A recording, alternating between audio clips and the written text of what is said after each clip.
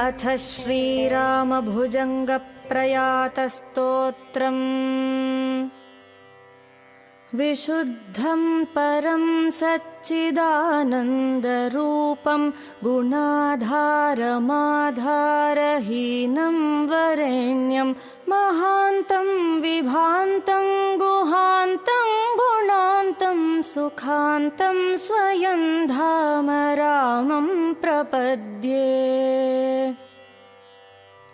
शिवं नित्यमेकं विभुं तारकाख्यं सुखाकारमाकारशून्यं सुमान्यं महेशं कलेशं सुरेशं परेशं नरेशं निरीशं महीशं प्रपद्ये। यदा वर्णयत् कर्णमूलेऽन्तकाले शिवो राम रामेति रामेति काश्यां तदेकं परं तारकब्रह्मरूपं भजेऽहं भजेऽहं भजेऽहं भजेऽहम्। महारत्नपीठे शुभे कल्पमूले सुखासीनमादित्यकोटिप्रकाशं सदा जानकीलक्ष्मणोपेतमेकं सदा रामचन्द्रं भजेऽहं भजेऽहम्। क्वणद्रत्नमञ्जीरपादारविन्दं लसन्मेखला चारुपीताम्बराढ्यं महारत्नहारोल्लसत्कौस्तुभाङ्गं नदच्चञ्चरीमञ्जरीलोलमालम्। लसच्चन्द्रिकास्मेरशोणाधराभं समुद्यत्पतङ्गेन्दुकोटिप्रकाशं नमद्ब्रह्मरुद्रादिकोटिररत्नस्फुरत्कान्तिनीराजनाराधिताङ्घ्रिम्। पुरः प्राञ्जलीनाञ्जनेयादिभक्तान् स्वचिन्मुद्रया भद्रया बोधयन्तं भजेऽहं भजेऽहं सदा रामचन्द्रं त्वदन्यं न मन्ये न मन्ये न मन्ये। यदा मत्समीपं कृतान्तः समेत्य प्रचण्डप्रकोपैर्भटैर्भीषयेन्मां तदाविष्करोषि त्वदीयं स्वरूपं सदा पत्प्रणाशं सकोदण्डबाणम्। निजे मानसे मन्दिरे सन्निधेहि प्रसीद प्रसीद प्रभो रामचन्द्र ससौमित्रिणा कैकेयीनन्दनेन स्वशक्त्यानुभक्त्या च संसेव्यमान। स्वभक्ताग्रगण्यैः कपीशैर्महीशैरनीकैरनेकैश्च राम प्रसीद। नमस्ते नमोऽस्त्वीश राम प्रसीद प्रसाधि प्रसाधि प्रकाशं प्रभो माम्। त्वमेवासि दैवं परं मे यदेकं सुचैतन्यमेतत्त्वदन्यं न मन्ये। यतो भूदमेयं वियद्वायुतेजो जलोर्व्याधिकार्यं चरं चाचरं च। नमः चिदानन्दरूपाय तस्मै नमो देवदेवाय रामाय तुभ्यं नमो जानकीजीवितेशाय तुभ्यं नमः पुण्डरीकाय ताक्षाय तुभ्यम् नमो भक्तियुक्तानुरक्ताय तुभ्यं नमः पुण्यपुञ्जैकलभ्याय तुभ्यं नमो वेदवेद्याय चाद्याय पुंसे नमः सुन्दरायेन्दिरावल्लभाय नमो विश्वकर्त्रे नमो विश्वहर्त्रे नमो विश्वभोक्त्रे नमो विश्वमात्रे नमो विश्वनेत्रे नमो विश्वजेत्रे नमो विश्वपित्रे नमो विश्वमात्रे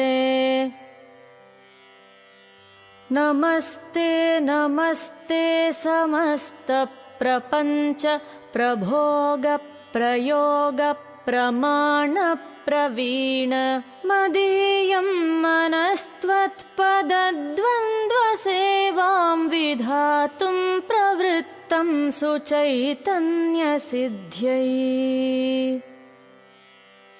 शिलापित्वदङ्घ्रिक्षमासङ्गिरेणु प्रसादाधिचैतन्यमाधत् राम नरस्त्वत्पदद्वन्द्वसेवा विधानात् सुचैतन्यमेतीति किं चित्रमत्र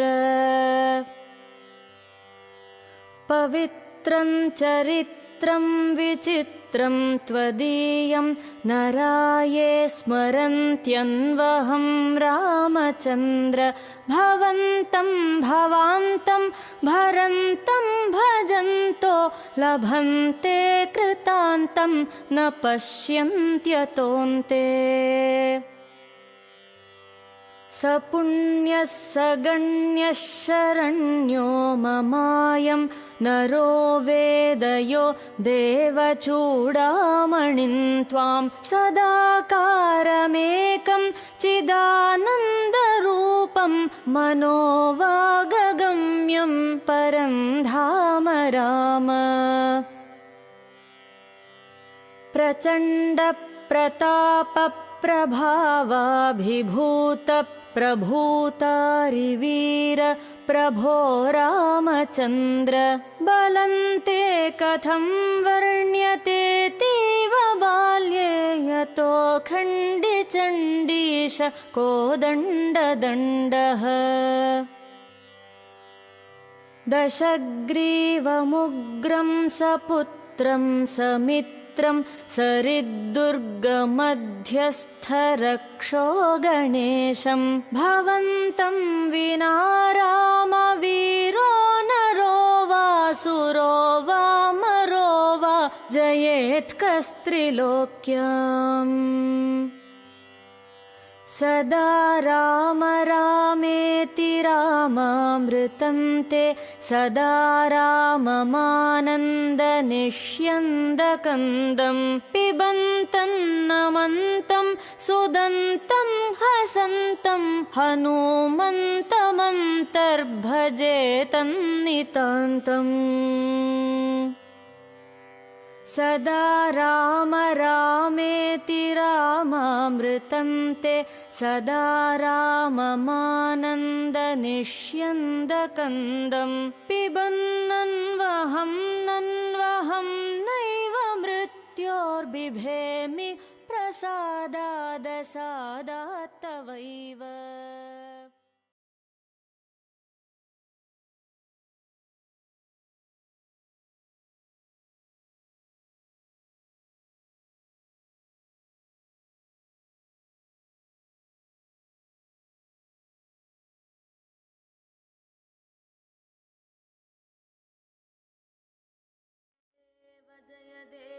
जय दीनशरण्य अनुपमकारुण्य विधुशेखर भारती गुरुपरहंसवरेण्या जय देव जय देव जय देव जय देव जय दीनशरण्या अनुपम कारुण्या विधुशेखर भारती गुरुपरहंसवरेण्या जय देव जय देव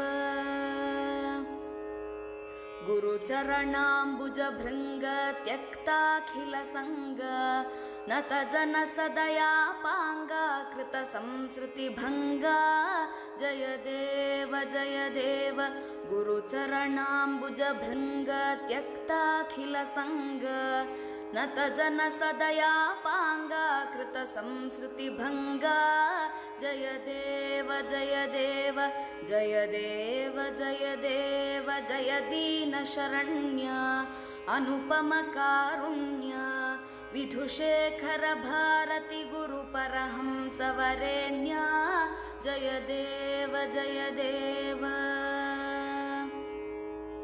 श्रुतिशास्त्रावनदीक्षा नयबोधनदक्ष पतितोद्धरणकटाक्ष श्रितकल्पकवृक्षा जय देव जय देव श्रुतिशास्त्रावनदीक्षा नयबोधनदक्ष पतितोद्धरणकटाक्ष श्रितकल्पकवृक्षा जय देव जय देव जय देव जय देव जय दीनशरण्या अनुपम कारुण्या विधुशेखर भारती गुरुपरहंसवरेण्या जय देव जय देव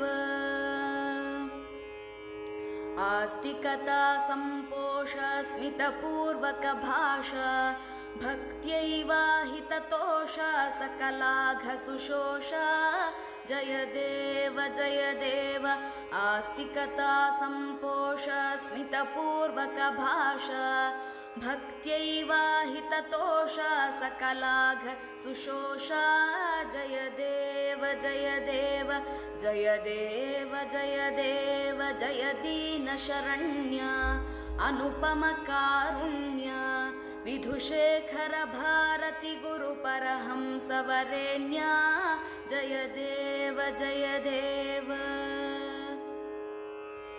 शशधर शेखर भारती यत्यपराकार निगमान्तार्थविचार स्वात्मैकविहार जय देव जय देव शशधर शेखर भारती यत्यपराकार निगमान्तार्थविचार स्वात्मैकविहार जय देव जय देव जय देव जय देव जय दीनशरण्या अनुपम कारुण्या विधुशेखर भारती गुरुपरहंसवरेण्या जय देव जय देव विधुशेखर भारती गुरुपरहंसवरेण्या जय देव जय देव जय देव जय देव जय देव जय देव जय देव